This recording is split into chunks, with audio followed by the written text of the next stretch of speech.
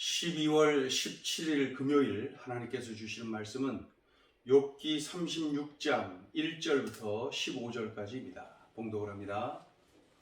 엘리후가 말을 이어 이르되 나를 잠깐 용납하라. 내가 그대에게 보이리니 이는 내가 하나님을 위하여 아직도 할 말이 있음이라.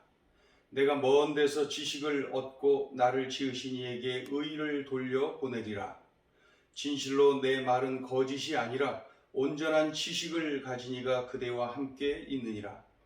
하나님은 능하시나 아무도 멸시하지 아니하시며 그의 지혜가 무궁하사 악인을 살려두지 아니하시며 고난받는 자에게 공의를 베푸시며 그의 눈을 의인에게서 떼지 아니하시고 그를 왕들과 함께 왕좌에 앉히사 영원토록 존귀하게 하시며 혹시 그들이 족쇄에 매이거나 환난의 줄에 얽혔으면 그들의 소행과 악행과 자신들의 교만과 행위를 알게 하시고 그들의 귀를 열어 교훈을 듣게 하시며 명하여 죄악에서 돌이키게 하시나니 만일 그들이 순종하여 섬기면 형통한 날을 보내며 즐거운 해를 지낼 것이요 만일 그들이 순종하지 아니하면 칼에 망하며 지식 없이 죽을 것이니라. 마음이 경건하지 아니한 자들은 분노를 쌓으며 하나님이 속박할지라도 도움을 구하지 아니하나니 그들의 몸은 젊어서 죽으며 그들의 생명은 남창과 함께 있도다. 하나님은 곤고한 자를 그 곤고에서 구원하시며 학대당할 즈음에 그의 귀를 여시나니. 엘리후의 변론이 이어지고 있습니다. 1절부터 4절까지는 한마디로 표현하면 주목 그런 겁니다. 내 말을 잘 들으라 이 말이죠. 주목, 내 말을 잘 들으라. 그러면서 내가 나를 지으신 하나님의 의를 드러내 보겠다. 또 거짓 없이 말을 할 테니까 집중하여서 들어보라. 이런 내용입니다. 1절부터 4절까지 읽어보죠. 엘리후가 말을 이어 이르되 나를 잠깐 용납하라. 내가 그대에게 보이리니 이는 내가 하나님을 위하여 아직도 할 말이 있음이라. 내가 먼 데서 지식을 얻고 나를 지으신 이에게 의를 돌려 보내리라. 진실로 내 말은 거짓이 아니라 온전한 지식을 가진 이가 그대와 함께 있느니라. 그러면서 자기가 하나님의 의를 드러내 보겠다. 그리고 하나님이 나에게 주신 4절 보면 진실로 내 말은 거짓이 아니라 자기의 말은 참이라는 거죠. 온전한 지식을 가진 이가 그대와 함께 있느니라. 여기서 온전한 지식을 가진 그 엘리후 자신을 의미합니다. 내가 온전한 지식으로 완전한 지식으로 말을 해주겠다. 그렇게 표현을 하죠. 그러니까 자신이 전하는 그러한 내용에 아주 그 진실된 그 올바름 이제 그러한 그 의식을 가지고 전하겠다 이거죠. 5절부터 7절까지를 보면은 하나님은 악인과 의인을 공정하게 대하신다. 이제 이러한 내용이죠. 5절부터 7절까지 읽어봅니다. 하나님은 능하시나 아무도 멸시하지 아니하시며 그의 지혜가 무궁하사 악인을 살려두지 아니하시며 고난받는 자에게 공의를 베푸시며 그의 눈을 의인에게서 떼지 아니하시고 그를 왕들과 함께 왕좌에 앉히사 영원토록 존귀하게 하시며. 그러니까 이 6절을 보면 말이죠. 악인을 살려두지 아니하시며 고난받는 자에게 공의를 베푸시며. 왜 이런 표현을 했을까요? 이런 표현은 욥이 했던 넋두리를 지금 기억하고 있는 거예요. 욥이 어떠한 넋두리를 했나요? 이렇게 의인인 자신이 고통을 당하고 저 하나님을 경외하지 않는 악인들이 형통하고 번영하는 모습을 보니 정말 답답하다. 이러한 넋두리를 한 적이 있거든요. 근데 그것을 마치 하나님께 항의하는, 하나님을 대항하는 듯한 그러한 소리로 들었나 보죠. 이 엘리후가 그것을 기억하고 6절에서 말하는 거예요. 악인을 살려두지 아니하시며 고난받는 자에게 공의를 베푸시며 아주 그냥 분명하게 선포를 합니다.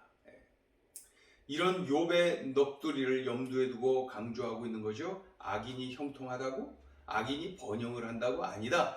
하나님은 악인을 살려두지 않으신다. 악인을 가만히 두지 않으신다. 이렇게 선포를 합니다. 그리고 나서 8절부터 12절까지의 이 엘리후가 어떤 말을 하냐면 8절을 보세요.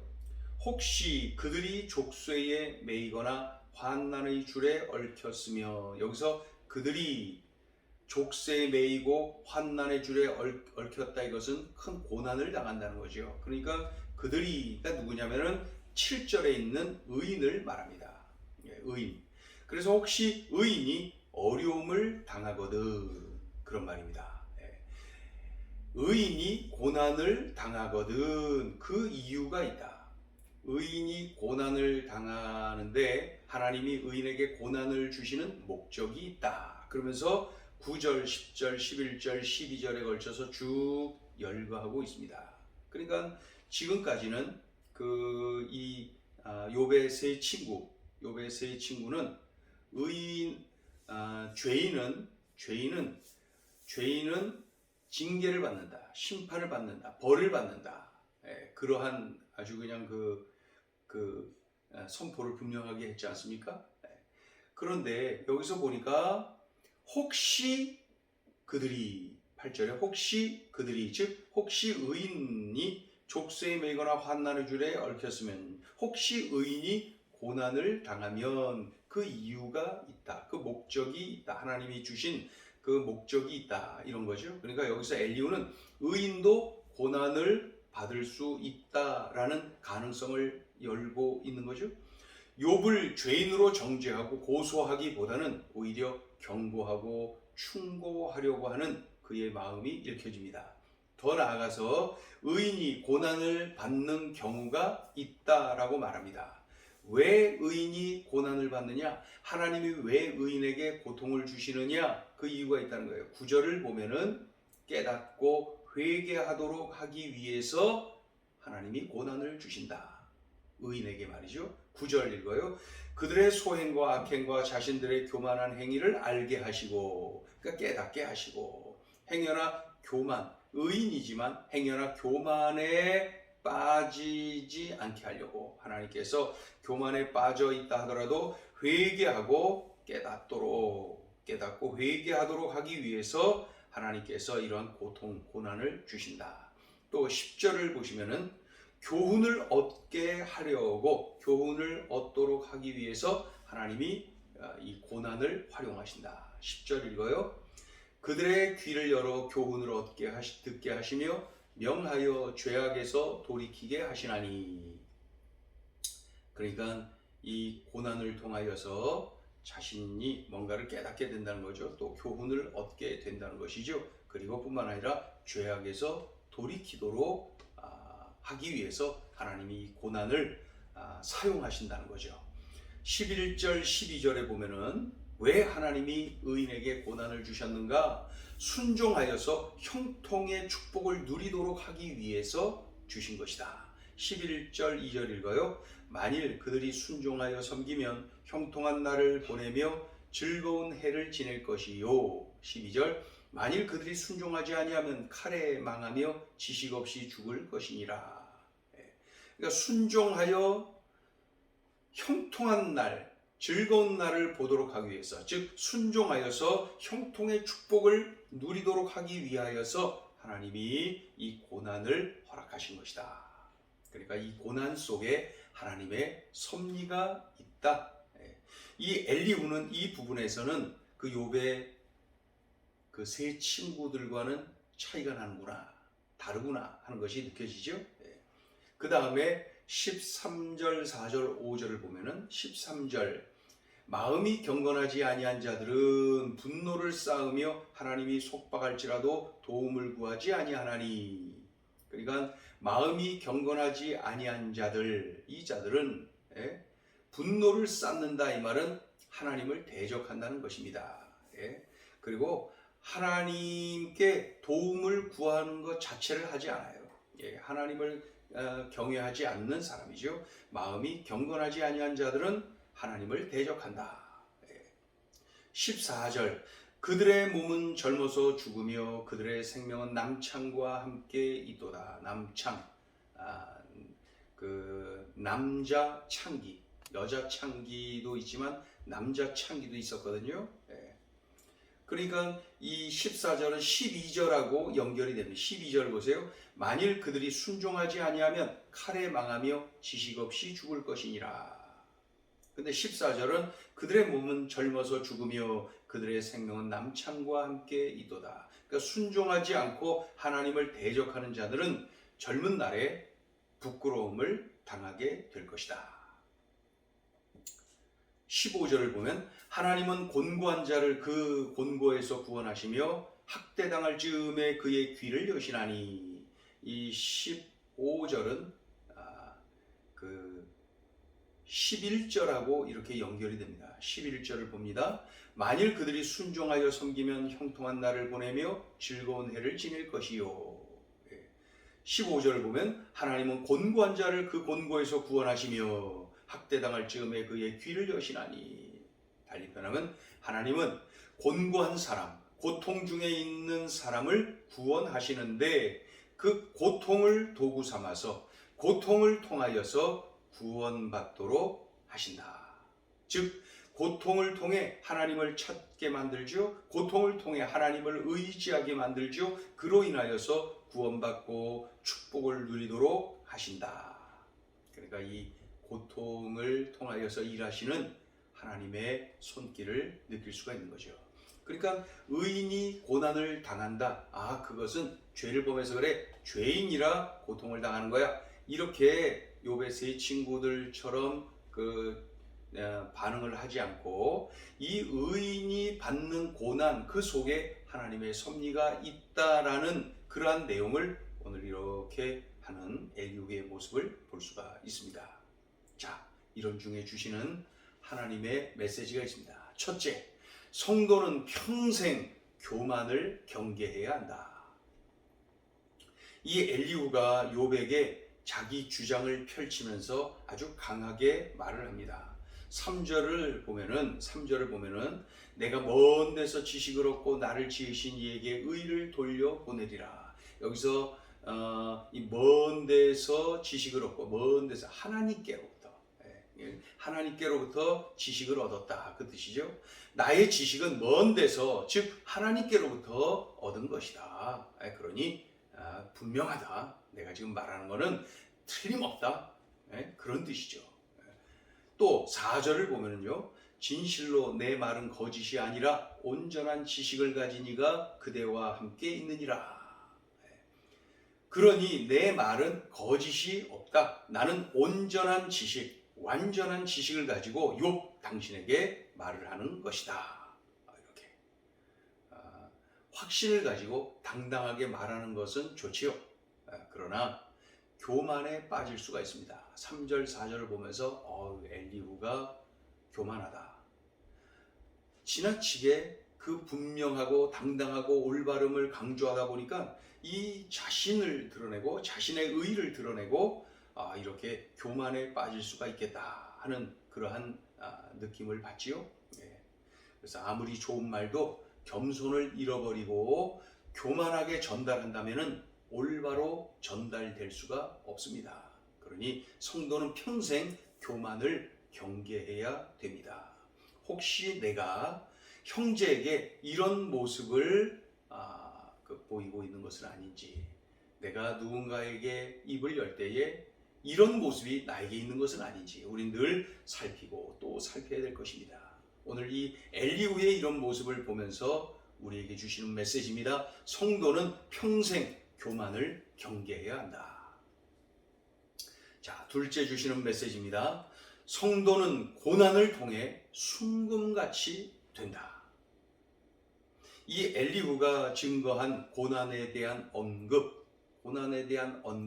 하나님이 왜 의인에게 고난을 주시는가, 하나님이 왜 하나님의 자녀들에게 고난을 주시는가, 이 언급 굉장히 중요하죠. 하나님은 하나님의 자녀들에게 고난을 통하여서 회개하도록 하고 올바른 길로 가도록 하는 거죠. 교훈을 얻도록 하고 바른 길 가게 하는 거죠. 또 순종을 배우고 축복을 받게 하도록 하기 위해서 고난을 주신다. 또 고난을 통해서 하나님은 이 성도들이 하나님을 간절히 찾도록 만드시고 하나님을 철저히 의지하도록 만드시고 이 고난을 통해서 회개하도록 만드시고 축복을 누리도록 만들기 위하여서 고난을 주신다. 그리고 결정적으로 단련시켜서 순금 성도 되도록 하기 위하여서 하나님이 이 고난을 주신다. 그러니까 한번 생각해 보세요. 내가 지금 고난의 한가운데 있는 것은 아닌지, 지금은 살짝 또 이겨내고 또 인내하고 벗어났지만은 또다시 고난이 밀려올 수 있죠. 수시로 오니까.